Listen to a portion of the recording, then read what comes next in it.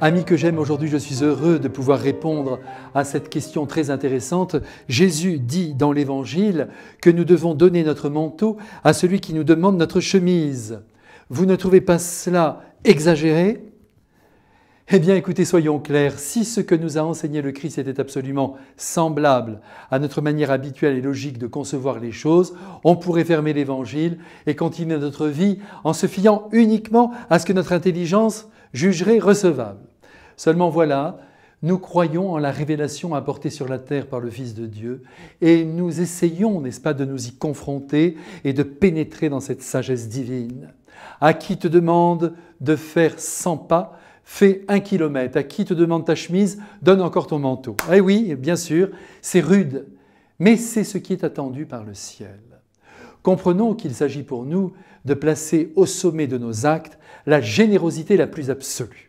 Quand l'heure d'un soutien attendu sonne à notre porte, c'est le Christ qui a besoin d'un secours et qui espère de nous une aide concrète. On peut donner son temps et même beaucoup de temps, on peut donner son sourire et même beaucoup d'amour, on peut donner un bout de pain et même offrir un repas entier, on peut donner une couverture et même deux, l'essentiel étant pour le Christ de ne pas donner le minimum, la portion congrue, le petit reste. Ah oui, j'allais oublier, on peut donner son argent aussi. Et plus qu'il n'en faut, et croyez-moi, il faut en prendre l'habitude, car si on ne donne jamais généreusement de l'argent à ceux qui en manquent, on en devient esclave et même idiot. N'ayons donc pas peur d'ouvrir nos portefeuilles et de donner à bon escient ce que nous possédons. Il est évident que nous ne pouvons pas et nous ne devons pas donner à tous ceux qui tendent la main et qui parfois se retrouvent en fin de journée avec plus d'argent que nous.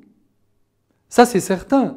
Il y a donc un discernement qui doit être opéré et l'Esprit Saint est là, il vole à notre secours pour nous aider à comprendre à qui nous devons donner, pour savoir si nous devons honorer aussi telle ou telle demande qui nous est faite. En tout cas, ce qui est sûr, c'est que les amis du Christ doivent être des gens généreux, tout sauf radins. Des amis du Christ doivent normalement compatir au sort des plus pauvres. Et Noël approchant, eh bien, essayons de rendre heureux ceux qui sont près de nous. Et lâchons-les, bon sang, ces euros ou ces dollars qui brûlent et détruisent bien souvent la sève évangélique qui devrait irriguer notre vie. Je vous dis à bientôt avec joie.